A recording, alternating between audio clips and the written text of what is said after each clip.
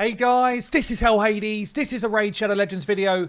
Guys, I'm incredibly lucky that I've got a job that I actually like to come back to. I just come back from holiday and I'm dropping the third video of the day.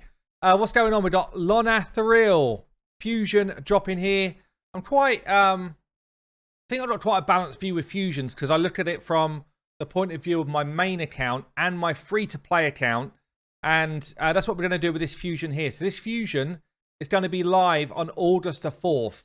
It's going to be a new High Elf Champion Legendary HP based. Feels like they're dropping quite a lot of HP based champions at the moment. This one's going to be Force Affinity. So let's have a quick look in the High Elves. I mean, it feels to me like the High Elves are pretty well fleshed out. So most people that have played the game for any length of time now will have their Deliana because it was a free champion. Most people will eventually get their Arbiter after perhaps, you know, somewhere between half a year and a year of playing. And then we've got a bunch of other legendaries. A lot of people might have had Alexander as the free login champion as well. We've got a Fusion in here. There's quite a few High Elves that are in the mix that most people get or use.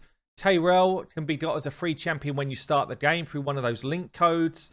And then a lot of people seek out Apothecary as one to use. So the High Elf faction, generally, it's probably the easiest to do in terms of faction wars, because you just get resources along the way. And, yeah, probably the one that people need legendaries in least, in my opinion. Now, the thing that needs to be said nice and early for this guy, Lonathriel, they're classing him as an old school fusion or a different type of fusion completely. The only one I think that we've had along this line is Brogni.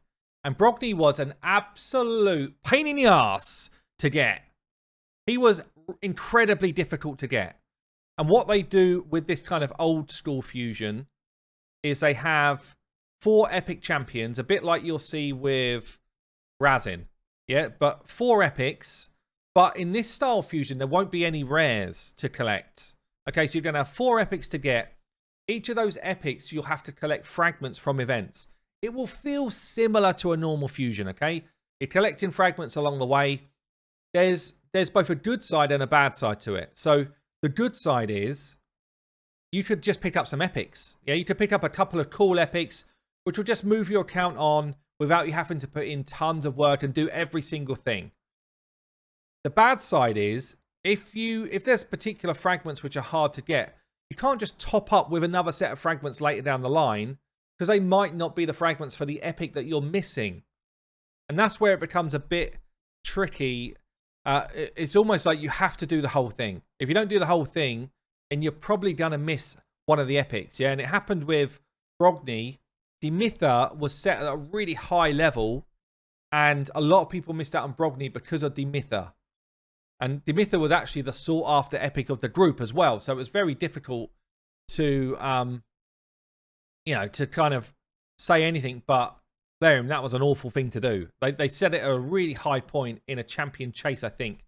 Going back a while. But anyway, it became an incredibly difficult fragment event. And also, because it's not a traditional fragment champion, the actual legendary is not a fragment champion. The epics were. You don't have the opportunity at a later date. Not that they do it often, but you don't have the legendary sitting here with, let's say you got like 95 fragments and you're like, I just need those 5 more. You can't just buy 5 more when they drop a pack, or you can't just try and get the extra fragments when they do the kind of once a year, get yourself a few fragments. It doesn't happen because they were with the epics.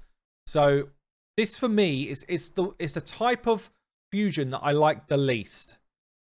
It feels the slimiest one, but we don't know. We've not seen the schedule for it yet, and it might be that they do it in a more fair way.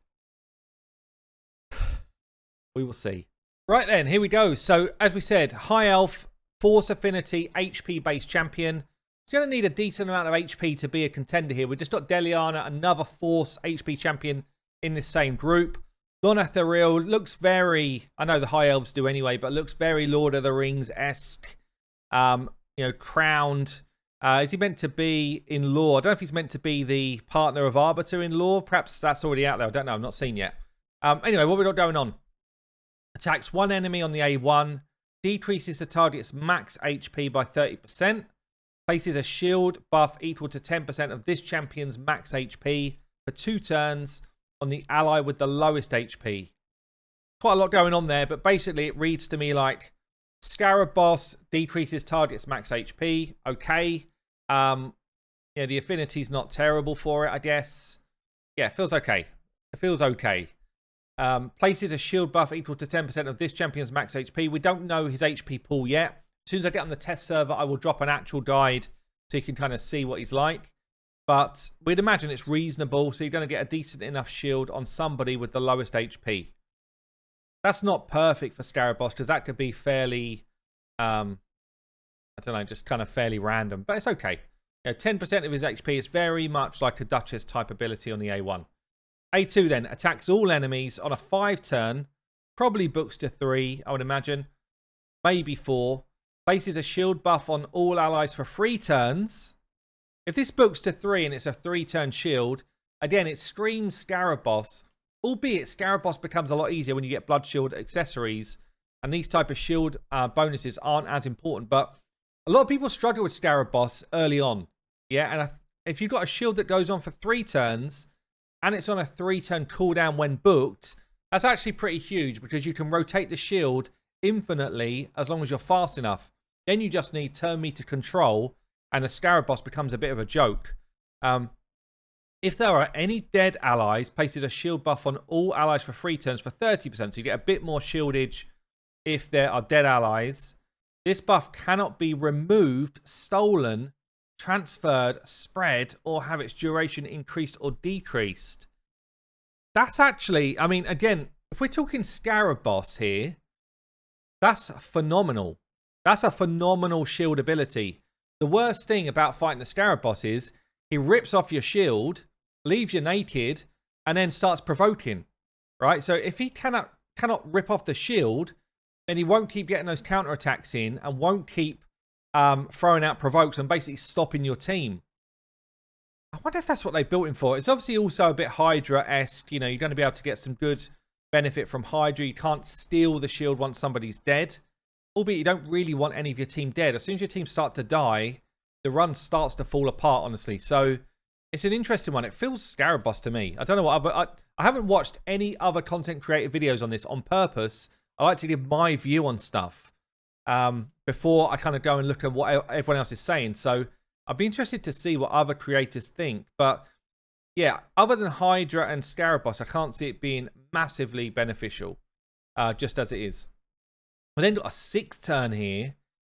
Places increased crit damage on all allies for 2 turns. Then does an ally attack. 6 turns is long for an ally attack ability. Now, if we consider other ally attackers in the game, let's think of another legendary one. So someone like a Longbeard, who is Skinwalker. So we think of someone like a Longbeard with his ally attack. He books down to 4. I guess he starts at 5, books to 4. The difference here, and I think it might be, let's check Kreela as well. Kreela, ally attack. Wrong one, sorry. Ally attack. With 3 allies. Longbeard was with 4 allies. This guy is actually with all allies. I don't know if there's another all allies in the game, honestly. So the best in class epic is with all allies except him. Okay, that's solid, to be fair. We've got Cardiel. Teams up with all allies. Okay, Cardiel does. Okay, so maybe there's a couple. Sometimes it's 3, sometimes it's 4, sometimes it's all. But all allies is pretty unusual. And when you're thinking about Hydra, when there's a team of 6 of you, actually all allies for Hydra is big compared to the kind of 3 allies or 4 that the other champions have got. So could be okay, but on a 6 turn, that's long. It needs to be booked down to like at least 4, but probably 3 if you're going to be using this as like a Hydra champion. Increased crit damage, honestly, for me, is one of the worst buffs in the game. It's just, it feels pretty damn weak. Okay, you get a bit more damage. Okay, but I feel like there needs to be a second buff for this to be significant. And then we got here, Piercer passive. Inflicts 20% more damage against targets under shield. I mean, that's pretty weird, isn't it? That is pretty weird. So what we're saying there is, if we're going up against someone in the arena like a Christ, we get 20% more damage. Okay, but we need to blow through a shield. If we're going up against Hydra and they've stolen the first round of shields, then we get 20% more damage. Again, we blow through the shield. There is some weird stuff in the game, like there's some weird buffage in the game that might read as a shield, maybe. I don't know, but feels like it's a pretty lukewarm passive to me. Increases HP in Doom Tower battles average as well. You want it on all battles, really, for a legendary champion. I don't know, guys. The A2 is pretty damn interesting. And if I think of this on my main account, I really cannot see a reason that I would go for this dude, other than maybe a little bit of interest with this ally attack ability. A little bit of interest in this, and a kind of buff that cannot be stolen is interesting, but I can't see my main account ever using this champion. My free-to-play, I've now got a shield champion in Helikath, who does a lot of work, honestly. Does do a lot of work for my account. A second shield champion could be good. 20% of his HP. Again, it depends. Doesn't even depend how hard he hits. It just happens. I'm not overly fussed about this dude. If I was in the boat of I'm a bit burnt out, and you know, I've done back-to-back fusions, which I have on the free-to-play. The free-to-play's done back-to-back fusions now. I don't have tons of resources, but I'm also not resource starved. You know, on the free-to-play, I've been doing some dailies whilst I was on holiday. Nothing much more than that, but I've tried to do clan boss whilst I'm on holiday. That's it. And you can see here my energy's high because I've just been doing like daily login stuff just while I've been sitting on the sunbed, basically. So I've not been actively playing it, but I don't have tons of resources, but I'm also not resource starved. I don't know. I guess I will play this guy on the test server, try and get a video out for you to have a look at. But my view at the moment is, if you're a bit burnt out, then this guy's not a must get. Let me know what you think in comments below. I've been Hell Hades. I will see you later.